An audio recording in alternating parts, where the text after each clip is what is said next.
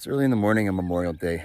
I'm walking my dogs, pulling a weight sled with my kid in it, and cannot get over the fact that the Democratic National Committee is saying there will not be a debate to decide the nominee for president.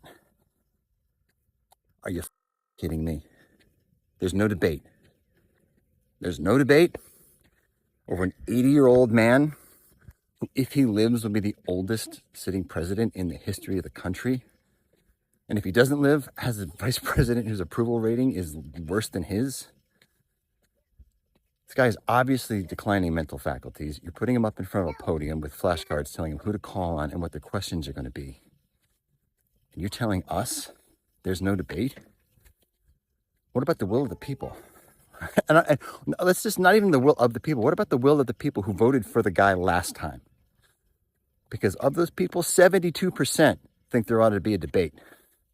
Of the people who voted for Biden last election, 72% want a debate. So the DNC is openly ignoring, bypassing the will of the people. Why? That this was a democracy of the people, by the people, for the people. If we don't have a debate, this is not a democracy by the people. It's a democracy by them. For who? Big banks, big business, big tech, big pharma, big government, big whatever.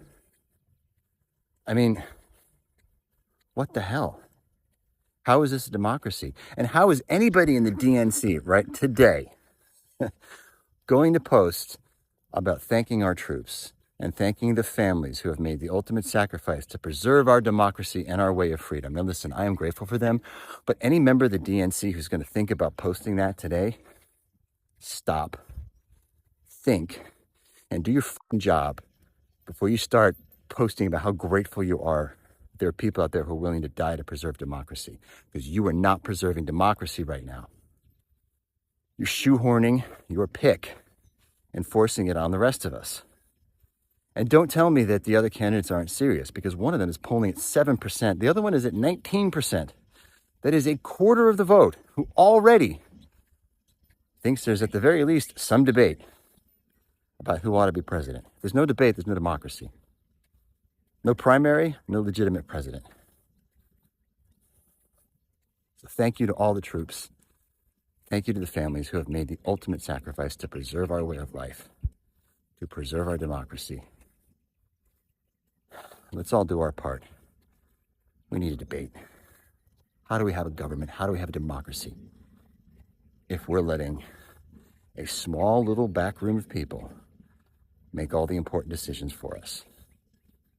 That's not a democracy, and it doesn't work, because y'all have been wrong about a lot these last couple of years in that back room. No debate, no democracy. And I could be wrong. That's the thing. I could be wrong about all this. I could be wrong about the guy being fit for the job. I could be wrong about the other people being right, being legitimate, being crazy. You know what would solve that? A debate. Have a debate. Happy Memorial Day.